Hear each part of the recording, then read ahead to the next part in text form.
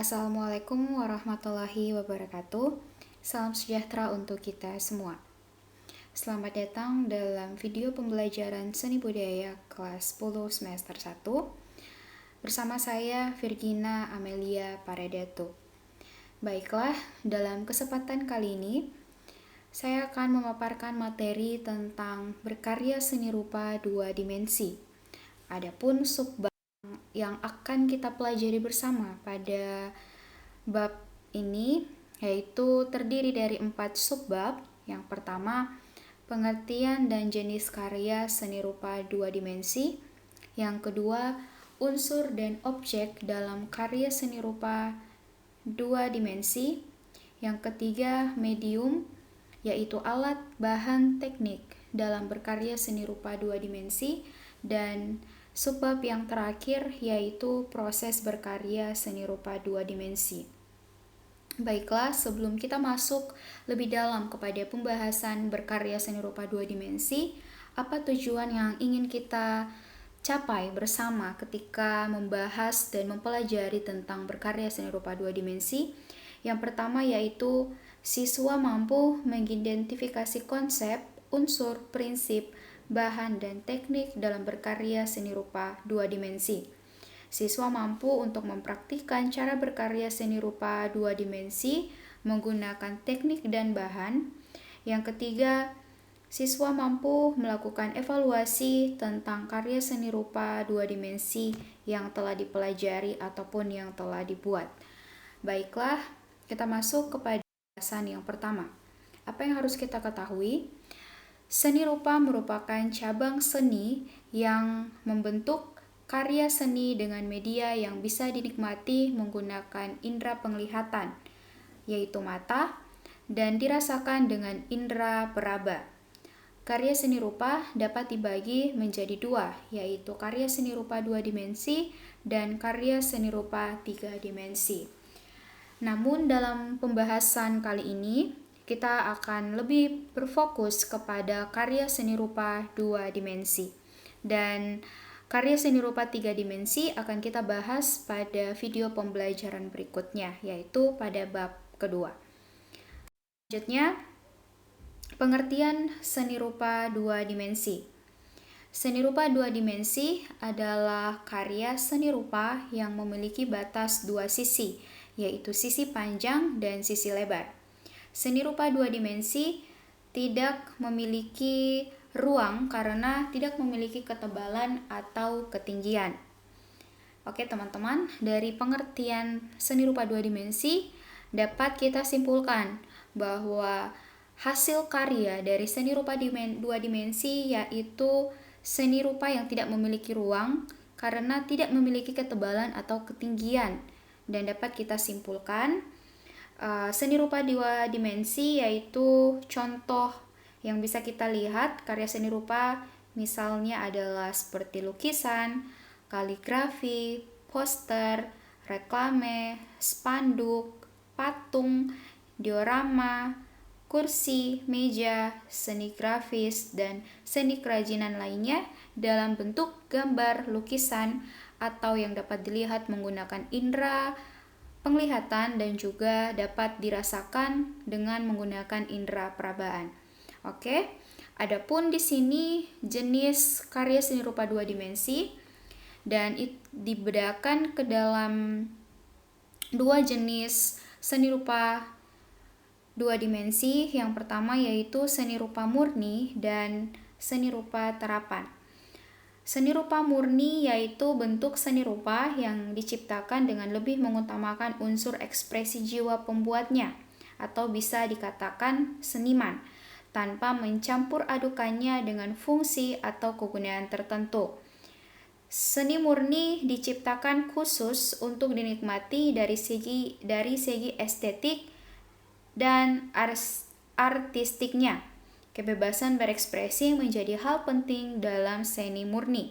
Oke, jadi seni rupa murni dalam dua dimensi adalah seni rupa yang lebih mengutamakan keindahan dan keunikannya. Seniman bebas untuk mengekspresikan apa yang ingin ia hasilkan dari hasil karya yang ingin ia ciptakan tanpa memperdulikan atau tidak lebih mengutamakan nilai kegunaan atau nilai pakai dari hasil seni rupa dua dimensi yang akan ia hasilkan. Nah, berbeda dengan seni rupa terapan. Seni rupa terapan berdasarkan wujud fisiknya dapat digolongkan menjadi dua, yaitu karya seni rupa dua dimensi dan karya seni rupa tiga dimensi. Seni rupa terapan adalah karya seni rupa yang lebih mengutamakan fungsi tertentu, antara lain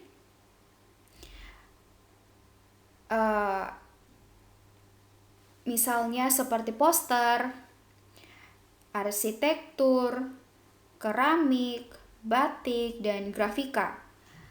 Hasil karya seni rupa dua dimensi yang dihasilkan menggunakan jenis terapan ini lebih mengutamakan fungsi dan kegunaan. Oke, dapat kita lihat seperti misalnya keramik. Keramik memiliki fungsi kegunaan yaitu sebagai alat untuk menghias, dan adapun poster berfungsi untuk hasil karya untuk memberikan informasi ataupun pengumuman dan lain sebagainya yang ingin kita dapatkan. Oke, selanjutnya kita masuk kepada pembahasan yaitu unsur dan objek karya seni rupa. Dalam karya seni rupa dua dimensi, terdapat beberapa unsur dan objek. Di antaranya yaitu ada garis atau line, raut, bidang dan bentuk, ada ruang, ada tekstur, ada warna, dan yang terakhir gelap terang. Kita akan bahas satu persatu. Yang pertama yaitu garis. Garis adalah unsur fisik yang mendasar dan penting dalam mewujudkan sebuah karya seni rupa. Garis memiliki dimensi memanjang dan mempunyai arah serta sifat-sifat khusus seperti pendek, panjang, vertikal, horizontal, lurus, melengkung, berombak, dan sebagainya. Garis dapat kita gunakan untuk mengkomunikasikan gagasan dan mengekspresikan diri, atau kita dapat menggunakan garis untuk menggambar, meluangkan ekspresi apa yang ingin kita hasilkan dari karya seni rupa dua dimensi. Misalnya dapat memberi kesan kuat dan tegas, sedangkan garis tipis atau melengkung memberi kesan lemah dan ringkih. Berikut yaitu adalah raut, bidang, dan bentuk. Raut atau bidang dan bentuk adalah unsur rupa lainnya yang merupakan tampak atau potongan atau wujud dari suatu objek. Istilah bidang pada umumnya digunakan untuk menunjuk wujud benda yang cenderung pipih atau datar, sedangkan bangun atau bentuk lebih menunjukkan kepada wujud benda yang memiliki volume atau biasa kita sebut dengan massa. Dan yang selanjutnya yaitu ruang. Nah, unsur ruang dalam sebuah karya seni rupa dua dimensi menunjukkan kesan dimensi dari objek yang terdapat pada karya seni rupa tersebut. Pada karya dua dimensi, kesan ruang dapat dihadirkan dalam karya dengan pengolahan unsur-unsur kerupaan lainnya seperti perbedaan intensitas warna, terang dan gelap, atau menggunakan teknik menggambar perspektif untuk menciptakan ruang semu atau biasa disebut dengan ruang khayal. Yang keempat, unsur dan objek karya seni rupa ada tekstur. Tekstur atau barik adalah unsur rupa yang menunjukkan kualitas taktil dari suatu permukaan atau penggambaran struktur permukaan suatu objek pada karya seni rupa dua dimensi. Berdasarkan wujudnya, tekstur dapat dibedakan atas tekstur asli dan tekstur buatan. Tekstur asli adalah perbedaan ketinggian permukaan objek yang nyata dan dapat diraba, sedangkan tekstur buatan adalah kesan permukaan objek yang timbul pada suatu bidang karena pengolahan unsur garis, unsur warna, ruang, gelap terang, dan sebagainya.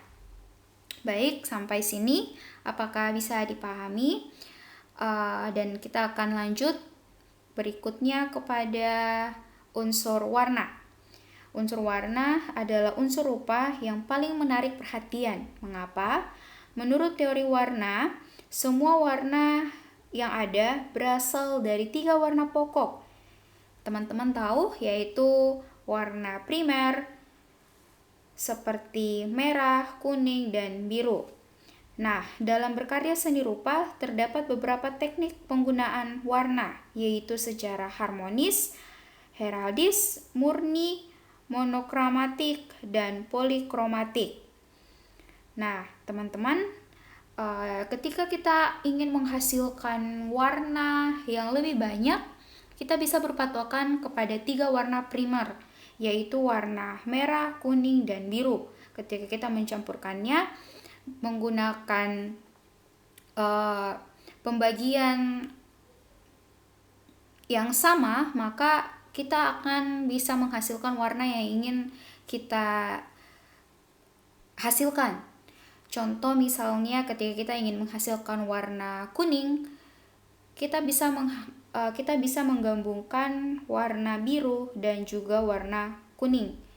Maka saya maksud ketika kita ingin menghasilkan warna hijau, kita bisa menggabungkan warna kuning dan juga warna biru dengan komposisi yang sama, 1:1 dan selanjutnya.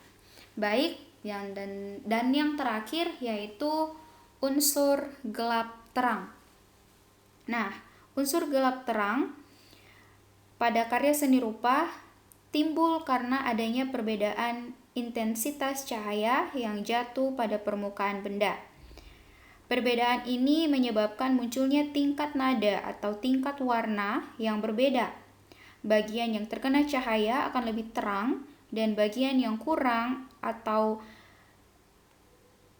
bagian yang lebih banyak terkena intensitas cahaya maka akan lebih menghasilkan warna yang terang, sedangkan terkena cahaya yang kurang akan menghasilkan dampak yang lebih gelap. Dan ini adalah hasil gelap terang yang bisa teman-teman lihat bersama. Ini adalah hasil gelap terang yang lebih banyak terkena intensitas cahaya. Gambarnya terang di sisi yang gelap, sedangkan di sisi satu yang kurang terkena intensitas cahaya tampak lebih gelap. Dan ini yang tampak lebih cerah atau lebih terang berarti memiliki intensitas cahaya yang lebih banyak. Oke, sampai sini saya harap teman-teman bisa memahami tentang unsur dan objek karya seni rupa dari penjelasan yang telah saya berikan. Berikut medium, bahan, dan teknik dalam berkarya seni rupa 2 dimensi.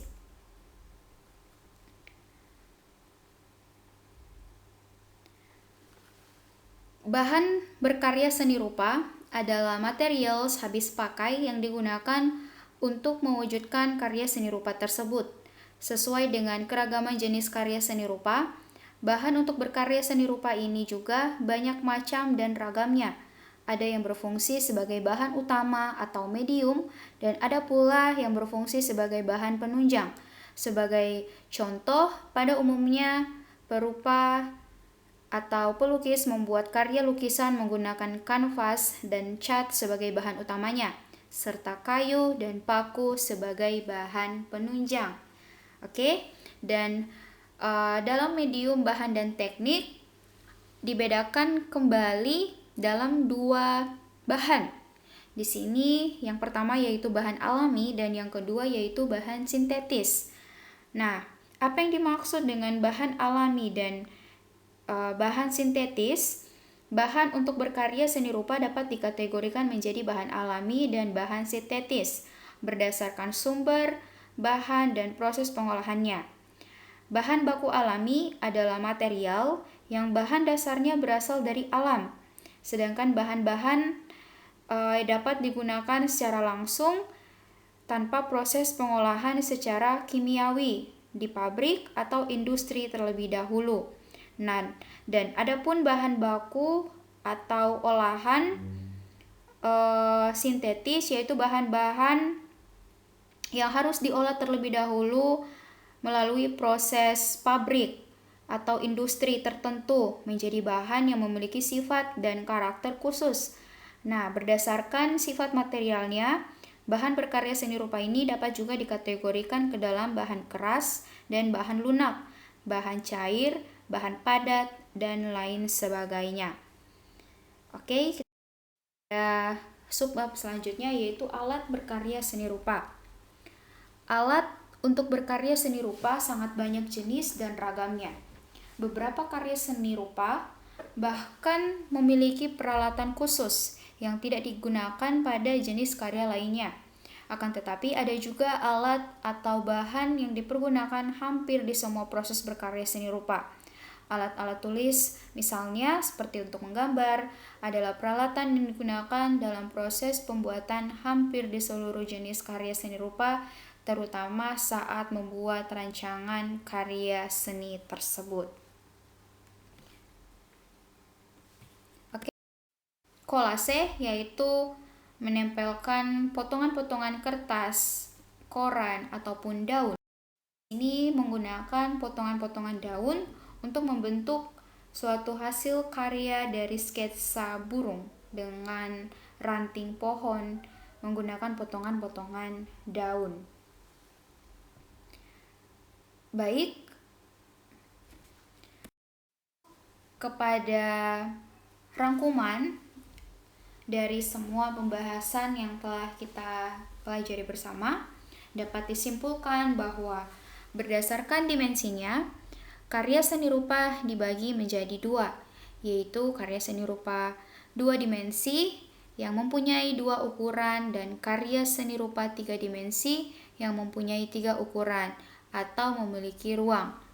Berdasarkan fungsinya, karya seni rupa ada yang dibuat dengan pertimbangan utama untuk memenuhi fungsi praktis. Karya seni rupa semacam ini dikategorikan dalam jenis karya seni rupa terapan atau applied art. Pembuatan karya seni rupa terapan ini umumnya melalui proses perencanaan atau mendesain terlebih dahulu. Sebaliknya, ada karya seni rupa yang dibuat dengan tujuan untuk dinikmati keindahan dan keunikannya saja, tanpa mempertimbangkan fungsi praktisnya. Karya seni rupa dengan kategori ini disebut karya seni rupa murni yang umumnya digunakan sebagai elemen estetis untuk memperindah ruang atau tempat tertentu. Baiklah, sekian pembahasan materi kita pada bab 1 tentang berkarya seni rupa 2 dimensi. Saya harap teman-teman sekalian dapat memahami apa yang dimaksud dengan karya seni rupa 2 dimensi dan dapat diterapkan dalam kehidupan sehari-hari. Sampai ketemu pada video pembelajaran selanjutnya, yaitu bab kedua yang akan kita pelajari bersama dan akan membahas tentang proses berkarya seni rupa 3 dimensi. Sekian video pembelajaran kita pada hari ini. Sampai ketemu pada video pembelajaran selanjutnya. Wassalamualaikum warahmatullahi wabarakatuh. Shalom.